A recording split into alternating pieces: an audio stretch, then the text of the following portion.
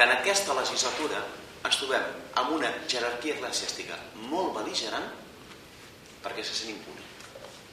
Si aquesta jerarquia eclesiàstica és tan bel·ligerant fins al punt de discutir aquelles lleis que porten anys i panys sense discutir, la llei del divorci, és perquè en definitiva sap que té les esquenes cobertes i que té un acord blindat i que té un govern que no s'atreveix a fer el que hauria de fer qualsevol govern democràtic, que és denunciar els acords amb el Sant de Seu perquè no són constitucionals. No com dic jo, com deia Álvaro Cuesta, com explicava Jesús Caldera, com afirmava la vicepresidenta.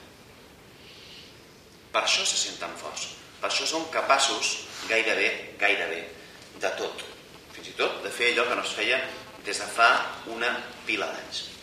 Fixeu-vos, he explicat l'exemple de la religió, però també jo explicava en un article, jo el tinc linkat al blog, no? El del Gol en Propia Puerta, un article que publicava el mes de setembre, que els gols en pròpia porta es van fer en matèria de finançament, però van ser d'altres. Els gols en pròpia porta per part del govern han estat diversos. En primer lloc, amb la renúncia, com a punt de partida, a la denúncia de l'acord i del concordat amb la Santa Seu. Però després, fins i tot, amb elements que a nosaltres ens van agradar quan estàvem negociant el Llorer.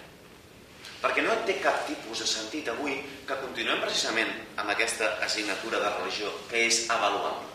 I un acord que hi va contribuir, com no, la delit del conservadorisme a aquest país, aquesta altra dreta en la que alguns no descarten pactar. Duran i Lleida, la persona que va a misses en les que es diu que el lloc més perillós per un infant avui és el ventre de la seva mare. Es va dir aquest diumenge. La senyora Nadal i el senyor Duran compartien missa oficiada, beneïda, segurament venent també el pacte per part del senyor Martínez Cisterna. I aquest va ser un altre autogol. O al igual que precisament quan parlàvem de l'assignatura d'educació per a la ciutadania, l'acceptar que en educació per a la ciutadania podran impartir elements religiosos.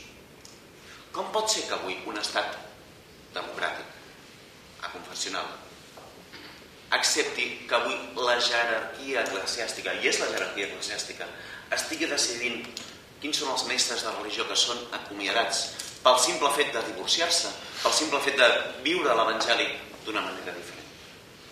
És inacceptable, i el nostre model del nostre estat ho ha acceptat.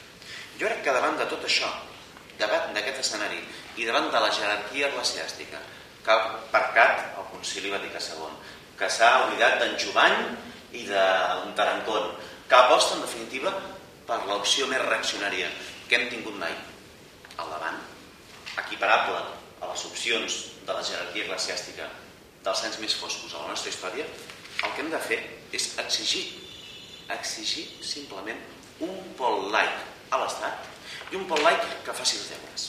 I per nosaltres, on estan els deures? La Carme ho deia. Els deures estan en elements molt simples, molt senzills. En primer lloc, acabar amb qualsevol privilegi. I acabar amb qualsevol privilegi significa denunciar els acords amb la Santa Seu i el concordat amb la Santa Seu. Perquè avui l'Església continua decidint quins són els capellans que estan a l'exèrcit. Qui continua oficiant missa a l'exèrcit? Qui continua fent que aquesta jerarquia eclesiàstica s'immiscueixi a la vida, abans dèiem pública i no és pública, a la vida institucional, en el funcionament de les institucions? I crec que aquest és un element que no l'hem d'acceptar.